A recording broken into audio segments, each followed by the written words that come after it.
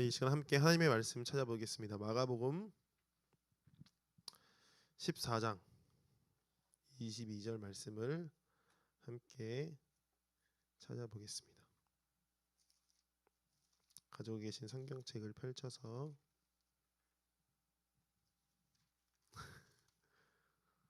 한 명도 없네요. 14장 22절 말씀 다 찾으셨나요? 함께 한 목소리 읽도록 하겠습니다. 시작. 그들이 먹을 때에 예수께서 떡을 가지사 축복하시고 떼어 제 아들에게 주시며 이르시되 받으라 이것은 내 몸이라 하시고 아멘. 할렐루야. 하나님이 사랑하시는 생명수임교회 청년 여러분, 지난 한 주간도 주님 안에서 승리하셨습니까? 아멘 아멘 아멘. 날마다 승리하는 우리 모두의 삶이 되시기를 주님의 이름으로 축복합니다. 우리 오늘 서로 수고한 모두에게 박수하도록 하겠습니다. 오늘 정말 고생 많으셨습니다. 특별히 더 고생한 예수님.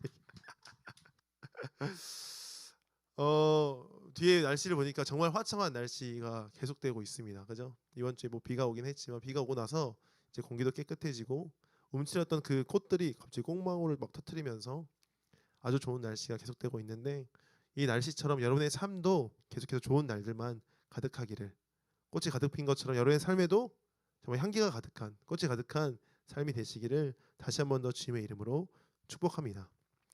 여러분 혹시 식구라는 단어 아십니까? 식구. 우리가 잘 알고 있는 단어 중에 하나죠. 가족의 또 다른 개념인 이 식구는요, 먹을 식자에 입 구자를 써서 다시 말해 한 집에 살면서 함께 끼니를 같이 하는 사람을 의미하며 나아갑니다. 그리고 포괄적으로는 이것을 그냥 한 가족의 공동체로 규정하는 것이 아니라 어떠한 공동체나 단체에서도 함께 관계를 맺은 이들을 대해 식구라고 표현하기도 하죠. 우리가 흔히 하는 식구 누가 있어요? 어깨 형님들 이제 식구라고 표현하잖아요. 그죠? 근데 그 형님들만 사용하는 게 아니라 이거는 포괄적으로 그냥 공동체 안에서 흔히 사용되는 단어 중에 하나라는 겁니다. 그런데 한번 생각해 보세요. 그냥 식사를 함께 했다고 해서, 우리가 그냥 같이 밥을 한번 먹었다고 해서 모두가 식구가 되진 않습니다. 이는 굉장히 관계적인 단어예요. 관계적인 단어. 얼마나 친밀한지, 얼마나 이 관계가 유지되고 존속될 수 있는지를 나타내는 단어가 이 식구라는 단어입니다. 이처럼 함께 식사를 나눈다는 것은요, 굉장히 중요한 의미를 가지기 때문에 이 식구라는 단어를 사용하고 있죠. 여러분, 음식을 먹고 나누는 것, 함께 교제하는 그 시간이 얼마나 소중합니까? 여러분 혹시 아무하고나 식사하십니까? 여러분 이번 주간에 혹시 가정 외에 또 다른 식사를 하는 자리가 있었을 텐데, 대부분 모르는 사람이랑 식사했다. 혹시 있으세요? 아니죠. 대부분 알고 있는 사람, 나와 관계 있는 사람, 나와 유기적인 관계 속에서 늘 친밀하게 지내는 사람들과 늘 식사하는 자리를 마련한다는 거예요. 그리고 나와 친해지고 싶은 사람, 내가 이 사람과 더 관계를 유지하고 싶다, 더 나아가고 싶다, 진전된 관계를 만들고 싶다 하는 사람들에게 우리가 뭐라고 말합니까? 대부분 커피 한잔 하자 이렇게 얘기하는데, 더 상위적인 개념으로 밥 한 끼 하시죠 이렇게 이야기한다는 거예요. 저와 여러분은 어떻습니까? 저와 여러분 많은 식사를 나누면서 우리가 조금씩 더 친밀해지고 그 관계를 유지하고 있지 않습니까? 이에 마찬가지로 이 밥 먹는 문제는요, 굉장히 중요하고 더 친밀함을 느끼게 하고 그 관계를 돈독하게 만드는 그러한 작용들이 이 식사를 통해 이루어진다라는 겁니다. 그렇기 때문에 예수님도요, 이 식사를 굉장히 중요하게 여기셨어요. 그래서 어떤 이들은요, 누가복음에 대해 이야기할 때 식탁 교제가 가득한 책이다라고 말할 정도로 예수님은요, 늘 식사 교제를 하면서 그들을 가르치시고 음식을 나누시면서 그들과 사랑을 나누는, 교제하는 그런 모습들을 참 많이 보여주셨습니다. 그럼 예수님의 여러 식사 중에서 가장 중요하다고 여겨지는 식사가 무엇일까요? 예수님의 여러 가지 본문의 그 사복음서에 나오는 여러 가지 식사 중에서 가장 중요하다고 여기는 식사 뭐예요? 최후의 만찬인 것이죠. 최후의 만찬. 그죠? 오늘 우리가 읽었던 본문의 말씀. 예수님께서 십자가를 향해 나아가실 때 꼭 언급되어지고 늘 말씀되어지는 이 최후의 만찬에 대해 우리가 함께 살펴보려고 합니다. 우리는 이 장면을 최후의 만찬이라고 표현해요. 그죠? 오늘 성경에서 보니까 마지막 만찬이라고 소제목으로 나와 있습니다. 제가 생각하기로는 이렇게 불려지게 된 것은요, 미켈란조의 그림 최후의 만찬이라는 그 그림 이후에 아마 이것들이 사용되어지고 통용되어지지 않았나 생각되어집니다. 그래서 이 장면이 말씀이 읽어질 때 여러분 어떠세요? 우리의 머릿속에 이미지가 각인되어서 늘 예수님과 12제자가 한데 모여서 식사하는 그 장면이 떠오르는 것에 되는 것이 대부분 우리 마음 가운데 있다고 생각합니다. 근데 제가 생각했을 때는요, 이 미켈란젤로의 이름, 이 최후의 만찬이라는 이름이요 잘못되었다는 거예요. 잘못되었다. 이 이야기를 킵해놓고 오늘 이야기를 잘 들어주시기 바랍니다. 어떻게 잘못되었는지. 먼저 이 이름을 어떻게 하는지 좋을 때 먼저 성찬에 대해 함께 살펴보기를 원하는데, 먼저 우리가 살펴봐야 할 것은요, 우리가 왜 성찬을 해야 하는가입니다. 왜 성찬을 해야 하는가? 여러분 성찬식에 많이 참여했고 우리가 늘 교회에서 성찬식을 하는데 여러분 왜 성찬식에 참여하는지 한번 생각해 본 적 있으십니까? 정답부터 말씀드리자면요, 왜 우리가 성찬을 해야 되냐면 예수님이 나를 기념하라 말씀하셨기 때문인 것이죠. 나를 기념하라 라는 말은요 세 가지로 의미를 부여할 수 있는데, 첫 번째로는요 먼저 기억하라 라는 의미입니다. 나를 기념하라, 이것은요 나를 기억하라 라는 것이죠. 예수께서 이 성찬을 통하여서요 무엇을 말씀하시고 우리에게 무엇을 주길 원하시는지를 기억하라고 말씀하는 겁니다. 예수 그리스도의 몸과 피, 떡과 포도주를 우리가 기억할 때 그 모든 이미지들이 우리가 생각나게 돼서 많은 교훈들과 은혜 가운데 삶을 살아갈 수 있게 예수님께서 이 성찬을 기억하라, 기념하라 말씀하신 것이죠. 대부분 많은 사람들은요 기념일을 통해 그 날을 기억합니다. 그죠? 오늘날 우리의 교회들은 어떻습니까? 절기를 통해서, 그 시기를 통해서 그때의 은혜를 다시 한 번 더 기억하고, 또 1년 동안 삶을 살아가면서 휴일, 우리가 휴일을 지내잖아요. 명절 이런 것들을 보내면서 가족 간에 함께 모이고 그때의 의미를 기억하며, 또 나아가 개인적으로는 생일이나 이벤트 이런 날들을 통해서 그 날을 기념하고 그때 있던 일들을 기억한다라는 겁니다. 그러면서 그 기억을 통하여 과거에 있었던 일들에 참여하며 지금까지 지키시고 보호하신 하나님의 은혜에 어떻게 해요? 감사하는 시간을 갖게 되는 것이죠. 제가 얼마 전에 아이들이랑 오랜만에 캠핑을 다녀왔어요. 캠핑. 우리 가족들끼리 오랜만에 캠핑. 좋아하세요? 캠핑? 전 참 좋아합니다. 왜 그날 캠핑을 갔냐면 제가 아내랑 결혼한 결혼 기념일이었어요. 제가 아내랑 결혼을 언제 했냐면 이제 화이트데이 때 일부러 이제 한 번에 퉁치려고 이제 결혼했는데 3월 14일 날 맞춰서 결혼한 거죠. 그래서 8년째가 되는 날이어서 그날을 기념하기 위해 이제 캠핑을 다녀왔습니다. 오랜만에 이제 이벤트를 준비하고 이제 우리가 학부모가 된 것을 이제 서로를 향해 축하해 주는 그런 장면이었어요. 그러면서 여러분 무슨 이야기 나눴겠습니까? 그날 기념하면서 어떠한 이야기 나눴겠어요? 벌써 8년이나 지났던 시간들을 대해서 이야기하고, 또 어떻게 해요? 그 과거에 있었던 일들, 지금까지 지내오면서 있었던 모든 일들에 대해서 추억하고 회상하고 아이들에게 알려주면서 그날들을 기억하게 되었다는 것이죠. 또한 그 시간을 등을 통해서 감사하는 시간을 갖게 된 겁니다. 성찬을 통해 우리가 먼저 해야 될 것은 무엇이냐면요, 기억하는 거예요. 기억하는 것. 예수 그리스도께서 우리 가운데 어떠한 의미로 이 성찬을 베풀어 주셨는지를 기억하게 되는 것이고, 그리고 또한 그 기억을 통하여서 우리가 가져야 되는 마음은 무엇이냐면 바로 감사하는 마음을 갖게 될 줄 믿습니다. 바라기로는 이 성찬을 통하여, 예찬을 통하여 예수 그리스도의 몸과 피를 먹고 마심으로 말미암아 늘 감사하며 살아가는 우리 모두가 되기를 간절히 소망합니다. 할렐루야. 두 번째, 이 성찬의 의미는요 먼저 식사에 참여하게 하는 거예요. 식사에 참여하게 한다. 성찬이 이루어지는 시기와 멀리 떨어져 있는 우리는요 이 성찬을 통하여 그때의 시간, 그때의 식사에 참여하게 되는 영광을 얻게 되는 겁니다. 제가 조금 전에 말했던 식구의 의미에 대해서 이야기할 때 식구는요 아무나 되는 것이 아니라고 했어요. 그죠? 어떠한 관계가 있고 유기적으로 만남이 있을 때 식구라고 표현한다고 했는데요, 예수님은요 이 성찬에 참여하는 이들에게 그 은혜를 경험할 수 있는 놀라운 은혜를 허락하셨다는 겁니다. 그래서 우리와 관계를 맺으시고 하나님의 자녀요 백성으로서 이 땅 가운데 살 수 있는 은혜를 이 성찬을 통하여 허락하셨다는 것이죠. 누가복음 19장에 보면요 예수님이 삭개오를 만나는 장면이 나와요. 뽕나무 위에 올라갔던 이 삭개오를 예수께서 내려오라 말씀하시면서 뭐라고 말합니까? 내가 오늘 내 집에 유하여겠다. 너의 집에 가서 내가 먹고 마셔야겠다. 식사를 나눠야겠다라고 말씀하십니다. 이 식사를 나눌 때 이 삭개오가 어떻게 해요? 예수 그리스도의 그 가족의 일원으로서 아브라함의 자손으로서 참여하게 되는 놀라운 은혜가 구원의 역사가 이루어지게 된 겁니다. 다시 말해서 오늘날 이 땅 가운데 살아가는 우리가요, 주님의 식사에 참여했다? 이것은요, 구원받은 그 은혜가 나와 전혀 상관없는 이야기가 아니라 어떻게 해요? 그 사랑을 오늘 이 시간에 살아낼 수 있는 은혜가 있게 된다라는 것을 우리는 기억해야 합니다. 그 축복이 있다는 사실을 우리는 깨달아야 하는 것이죠. 바라기로는 주님의 성찬에 참여하여 그 은혜를 누리는 우리 모두가 되기를 간절히 소망합니다. 할렐루야. 세 번째는요, 나를 기념하라 말씀하신 것은요, 과거와 현재 그리고 미래를 연결하는 그런 놀라운 은혜가 이 가운데 있다는 겁니다. 잘 들어보세요. 우리가 흔히 생일 파티를 할 때 생일 파티를 한다고 생각해 보세요. 그때 아까 말한 것처럼 탄생의 날을 기념하고 생각하고 감사하는 그러한 날들을 하잖아요. 그죠? 과거의 것들을 한번 생각해서 그 날을 기념하는 거예요. 그리고 과거의 날들을 생각하면서 오늘 어떻게 해요? 오늘날 그것들에 대해서 기뻐하고 꽃갈 모자 쓰고 케이크 먹고 나누면서 즐거워하는 오늘을 사는 거죠. 그리고 어떠한 바람을 가져요? 어떠한 바람을 갖습니까? 생일 맞은 이에 건강을 기념하고 기원하고 그가 아무 탈 없이 살아갈 수 있도록 그를 향해 기도하고 중보하는 시간들을 갖는 거죠.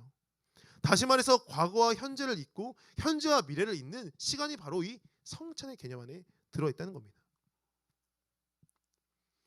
그래서 시간을 초월하시는 하나님의 역사가요, 그때만 작용한 것이 아니라 이 성찬식에 참여했던 12제자에게만 의미가 있는 것이 아니라 오늘날을 살아가는 우리 모두에게도 의미가 있고, 또한 오늘날 우리를 통하여서 이루실 하나님의 나라 가운데, 우리를 통하여 역사하신 하나님의 그 일하심 가운데 그 모든 것들을 통하여 미래를 연결하는 행위가 바로 이 성찬 안에 있다는 것을 우리는 기억하시길 간절히 소망합니다.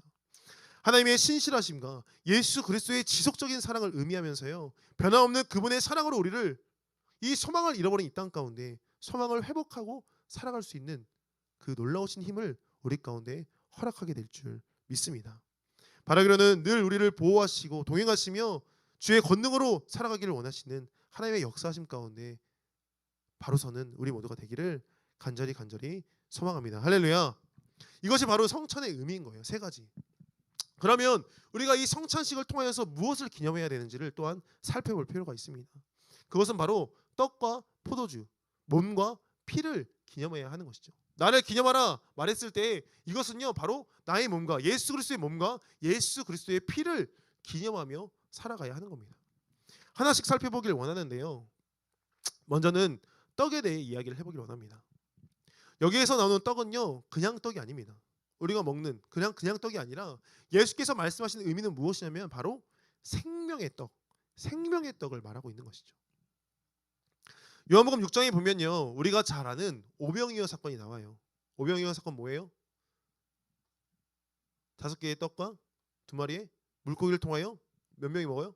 5,000명이 먹는 놀라운 사건이죠. 그죠? 그런데 이 사건이 있었던 그때에 이 모든 사건을 통해서 많은 무리들이 예수 그리스도를 따르게 됩니다. 수많은 군중들이 예수를 따라요. 그랬더니 예수님께서 어떻게 활동하시냐면 이 많은 무리들을 보고 예수님은 그들을 피해 바다를 건너가는 장면이 연결되어져 나옵니다.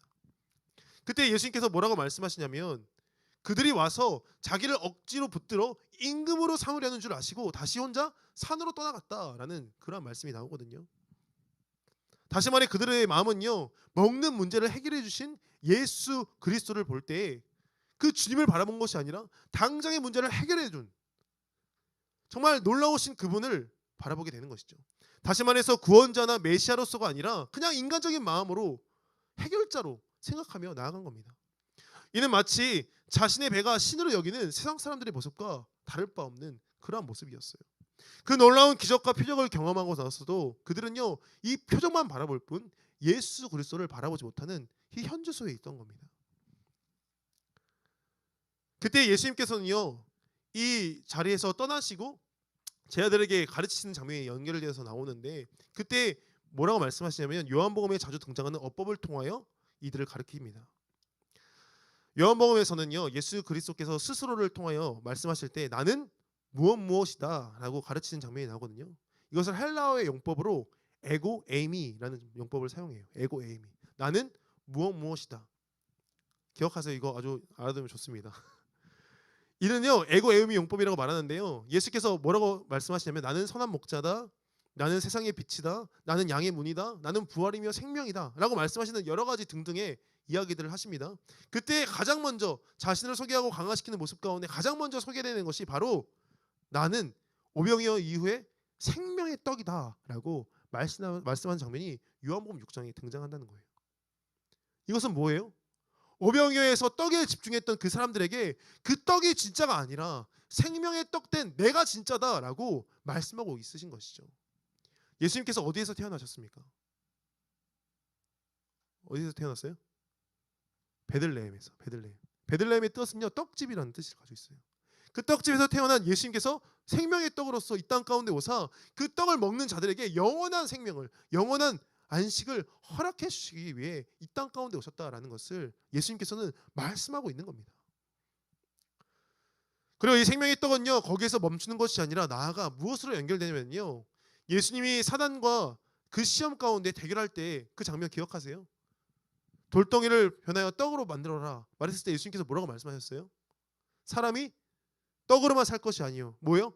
하나님의 말씀으로 살아라 라고 말하면서 이 생명의 떡이 결국에는 생명의 말씀으로 연결하며 나아가게 되는 겁니다. 그래서 예수님께서 6장 63절에 이렇게 말씀하세요. 살리는 것은 영이니 육은 무익하니라. 내가 너에게 이른 말은 영이요 생명이라 말씀하십니다. 예수 그리스도의 말씀으로 그 꿀송이보다 더한 말씀을 먹음으로 영원한 주님의 안식에 참여하는 저와 여러분 되기를 주님의 이름으로 축복합니다. 할렐루야. 아까 총무님께서도 광고하고 정말 지겹도록 매주 광고하고 있는데요. 성경 어떻게 해요? 우리가 통독하고 있습니다. 그죠? 생명의 말씀에 참여할 수 있도록, 생명의 말씀을 먹고 마실 수 있도록, 늘 말씀 묵상할 수 있도록 여러분 권장해 드리고 있습니다.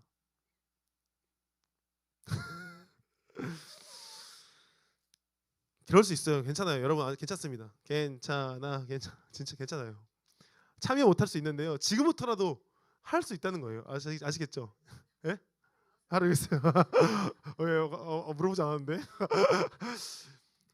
바라기로는 지금이라도 참여하시고 부지런히 따라가 말씀 가운데 거하는 우리 모두가 되기를 간절히 원합니다. 매일매일 읽지 않나도 정말 그 기간을 다 따라잡지 못해도 그냥 하루하루 늘 도전하고 늘 말씀 가운데 묵상하고 말씀을 보려는 그런 노력들이 있을 때 생명의 말씀이 오늘을 살아가는 우리 모두에게 작용되어 우리를 인도하게 될 줄 믿습니다. 말씀 가운데 거하는 저와 여러분의 삶이 되기를 간절히 소망합니다. 두 번째 우리가 살펴봐야 할 것은요, 피예요. 피. 이 피를 본문에서는요 예수님께서 그냥 피로 말씀하신 것이 아니라 뭐라고 말씀하세요?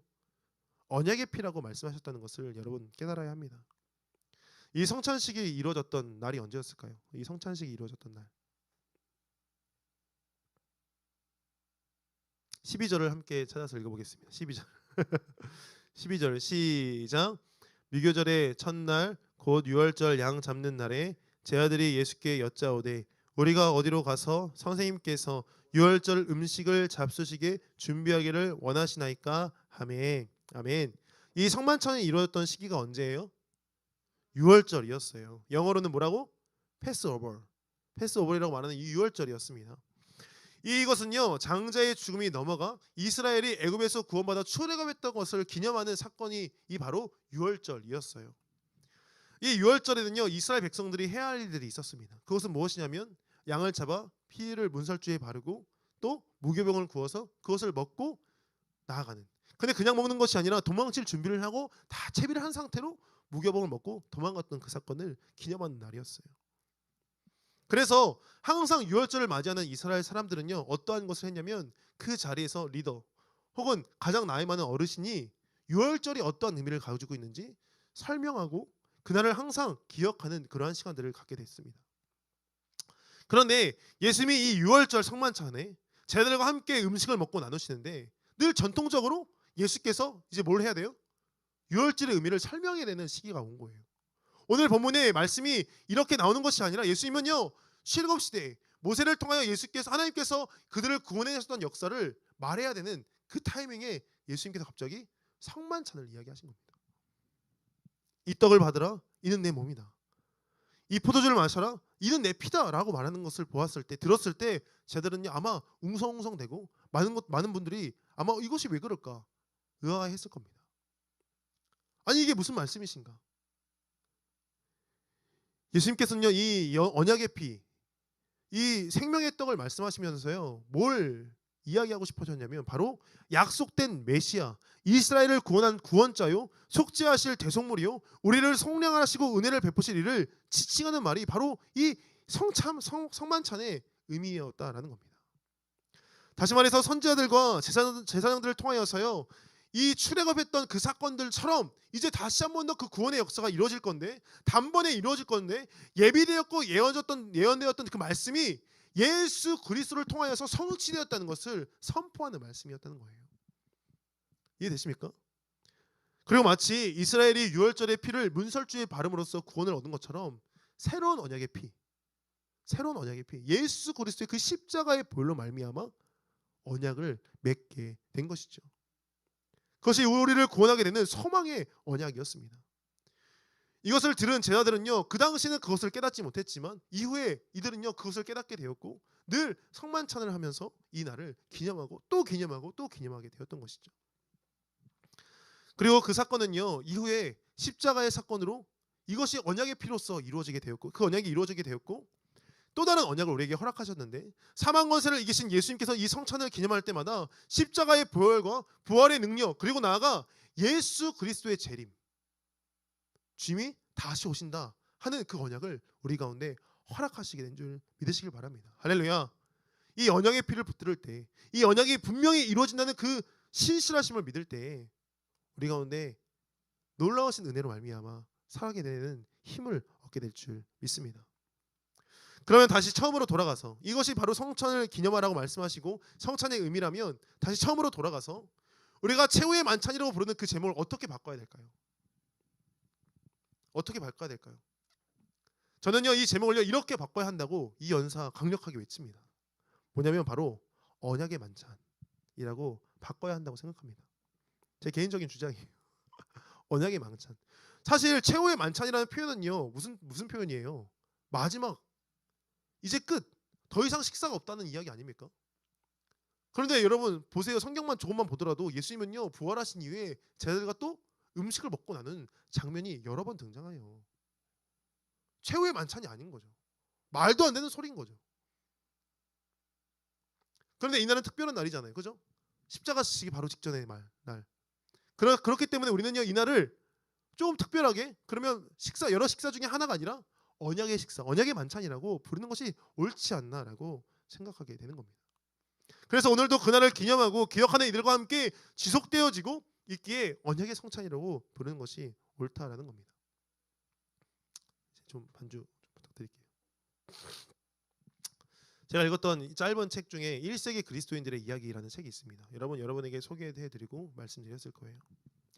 그 책에 보면요 이 성찬에 대한 내용이 이제 나오는데요, 이 책은 그 당시 1세기 이제 예수 그리스도께서 하나님 보좌 우편으로 올라가시고 이제 막 초대 교회가 이루어지는 그 시기를 상상하며 쓴 글입니다. 근데 분명히 많은 증빙된 자료들과 그 당시에 있었던 그러한 역사적인 문헌들과 또한 배경들을 집필해서 쓴 책인 것이죠. 근데 이 1세기 그리스도인들의 이야기라는 책을 잘 살펴보면요 이 성찬은요 언제 이루어졌을까요? 이 성찬이 언제 이루어졌을까요? 1년에 한 번 혹은 4번 부활절에 언제 이루어졌을까요? 만날 때마다 이루어졌습니다. 만날 때마다 예수 그리스도를 기억하고, 만날 때마다 부활하신 예수 그리스도에 대해서 이야기 나누고, 만날 때마다 우리가 받았던 오늘 한 주간의 그 은혜들을 나누며 나아가는 그런 자리가 바로 이 성찬의 시간이었다는 것이죠. 자연스럽게 복음을 나누고 자연스럽게 사랑을 나누는 그 자리가 이 성찬의 자리였다는 겁니다. 오늘날은요 교회에서 이 성찬식을 따로 진행하기 때문에 우리는 그 자리에 참여해야 되고요. 오늘은 우리가 다음 주에 어차피 성찬식이 있으니까 가볍게 우리 함께 애찬식을 진행하려고 합니다. 주님의 몸과 피를 나눈 공동체로서 하나 되어지고 주님의 사랑으로 나눠지는, 새로워지는, 다시 주님의 힘으로 일어나는 우리 청년들이 되기 위해서 우리 애찬식을 통해 조금 그 의미를 기억해 보려고 합니다. 바라기로는 그 식사에 참여하여서 전혀 나와 상관없는 이야기가 아니라 오늘날 살아가는 나에게 은혜가 되어지고 구원의 역사를 통하여 예수께서 우리를 붙드시는 그 은혜를 다시 한 번 더 소망하며 나아가는 이 시간 되기를 간절히 원합니다. 이 시간 함께 기도하며 나가기를 소망합니다. 기도하실 때 먼저는요, 우리가 나를 기념하라 말씀하셨던 예수 그리스도의 그 말씀을 다시 한 번 더 기억하며 정말 감사하며 정말 그 성찬을 통하여서 우리가 구원받았던 그 은혜를 누릴 수 있게 됨을 다시 한 번 더 고백하며 나아갔으면 좋겠습니다. 주님, 우리가 기억하게 하여 주시옵소서.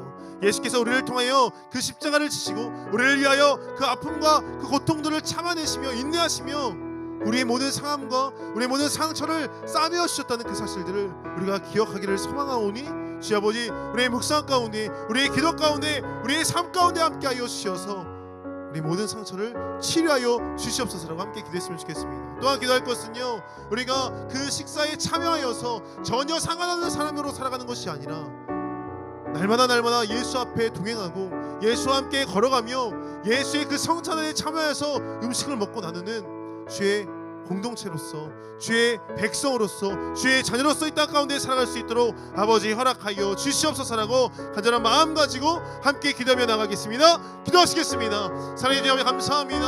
아버지, 우리 가운데 주의 말씀으로 말미암아 다시 한번 더 깨닫게 하심에 너무나 감사합니다. 아버지, 우리가 주의 성찬을 아버지 정말 기억하며 기념하며 나아가기를 간절히 원합니다. 아버지, 우리의 입술 가운데 이 모든 것들을 통하여서 감사하며 살아갈 수 있도록 아버지 허락하여 주시옵시고 미래와 과거와 현재를 있는 놀라운 역사 가운데 우리가 참여할 수 있도록 아버지 허락하여 주시어서 하나님, 우리가 전혀 상관없는 이야기로서 살아가는 것이 아니라 그 성찬에 참여한 일원으로 아버지 공동체의 일원으로 예수 그리스도의 생명과 그 심장을 나눠 가진 일원으로서 살아갈 수 있도록 아버지 허락하여 주시옵시고 인도하여 주시옵소서. 우리의 두 발이, 우리의 두 손이 예수 그리스도의 발과 심장 되기를 간절히 소망합니다.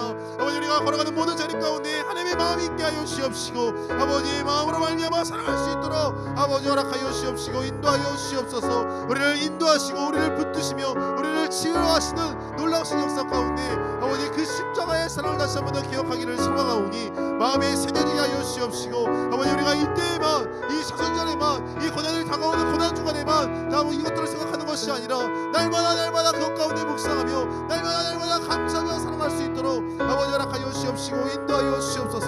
아버지, 또한 간절히 소망하는 것은 아버지, 우리가 생명의 말씀을 아버지 생명의 그 떡을 붙들기를 간절히 원합니다. 우리 가운데 말씀이 역사하여 주셔서 우리의 골수를 쪼개고 아버지, 우리가 정말 그 가운데 그 말씀대로 살아낼 수 있도록 우리에게 능력을 허락하여 주셔서 아버지, 우리 말씀이 정말 영원함을, 그 진리임을 우리의 삶 가운데 나타낼 수 있도록 허락하사 진리 안에 자유함을 누리며 살아갈 수 있도록 모든 억압된 것들이 예수 그리스도의 이름 앞에 풀어진 역사가 있을 수 있도록 아버지 자유함을 누릴 수 있도록 허락하여 주시옵시고 인도하여 주시옵소서. 아버지, 또한 간절히 소망하는 것은 예수 그리스도의 그 피로 말미암아 그 언약을 말미암아 우리가 붙들기를 간절히 소망합니다. 이 땅 가운데 소망이 없는 어두운 이 세상 가운데 더욱더 악을 향해 달려나가는 이 세상 가운데 아버지, 우리가 소망의 빛을 품게 하여 주시옵시고 예수로 말미암아 살게 하시며 그 소망으로 말미암아 다시 한번 더 간절한 마음 가운데 기도하며 나아갈 때에 우리를 통하여 이 땅 가운데 하나님의 나라를 이루심을 짐을 기대하오니 아버지, 우리 가운데 일하여 주시옵시고 역사하여 주시옵시고 우리를 사용하여 주시옵소서. 주의 사랑하는 청년들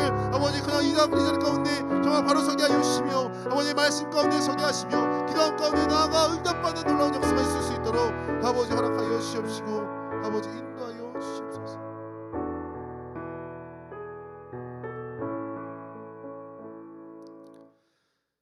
사랑해 주님 감사합니다. 주님께서 우리에게 은혜를 허락하여 주시어서 이 성찬의 의미를 통하여 다시 한 번 더 아버지의 은혜를 기억하게 하시고 말씀을 통하여 다시 한 번 더 그 말씀대로 살아갈 수 있는 힘을 허락하심에 너무나 감사드립니다.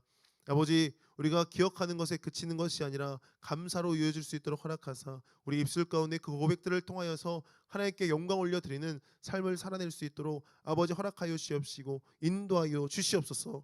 또한 우리가 이것들을 기억할 때에 그 성찬이 나와 전혀 상관없는 이야기, 아주 오래전에 이루어졌던 그 사건으로 끝나는 것이 아니라 오늘날을 살아내는 우리 가운데 역사하시고 우리 가운데 그 놀라운 능력들이 발휘될 수 있도록 허락하여 주시어서 정말 과거의 역사가 오늘날을 살아가는 우리를 통하여서 미래를 준비하는 놀라운 은혜가 있을 수 있도록 아버지 허락하시고 인도하여 주시옵소서. 아버지 또한 간절히 소망하는 것은 우리가 주의 생명의 떡이신 그 말씀을 붙들기를 간절히 소망합니다. 진리 안에 자유케 하여 주시옵시고 그 말씀이 깨달아지게 하여 주시옵시고 말씀을 읽어내는 놀라운 능력이 우리 가운데 있을 수 있도록 허락하여 주시어서 그 놀라우신 하나님의 지혜로 말미암아 이 땅을 분별하며 옳은 길 가운데 서 있는 우리 모든 주의 사랑하는 청년들 될 수 있도록 아버지 허락하시고 인도하여 주시옵소서. 아버지 또한 간절히 소망하는 것은 우리가 그 언약의 피를 붙들기를 간절히 원합니다. 주께서 우리 가운데 구원의 일을 약속하셨고 정말 그 십자가의 보혈을 믿는 자들마다 그 구원 가운데 정말 살아갈 수 있는 놀라운 능력을 허락하셨다고 말씀하여 주셨사오니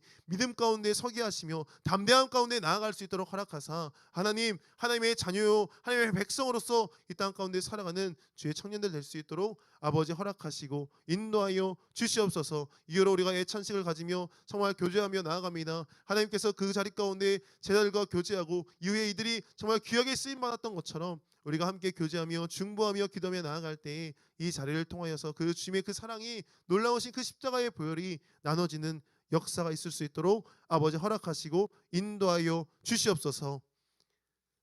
이제는 우리를 사랑하사 십자가에서 보혈을 흘리시고 생명의 떡이신 본인의 몸을 우리 가운데 나눠주시는 예수 그리스도의 놀라우신 은혜와 이 땅 가운데 살아갈 때에 모든 하나님의 경륜 안에 참여하게 하시고 주님께서 그 길을 인도하시며 그 계획대로 살아갈 수 있도록 힘과 능력을 더하시는 하나님 아버지의 극진하신 은혜와 우리를 통하여서 말씀을 깨닫게 하시고 말씀 가운데 그 반석 위에 서게 하시는 성령님의 감화 감동 교통 역사 축복하신 은혜가 오늘 이 자리 가운데 모여 주의 성찬을 기념하며 기억하며 나아가는 주의 사랑하는 청년들 위해 각자의 흩어진 자리와 그들의 학업과 그들의 삶의 터전과 모든 미래를 준비하는 그 여정들 위해 이제로부터 영원토록 함께 하시기를 간절히 축원하옵나이다.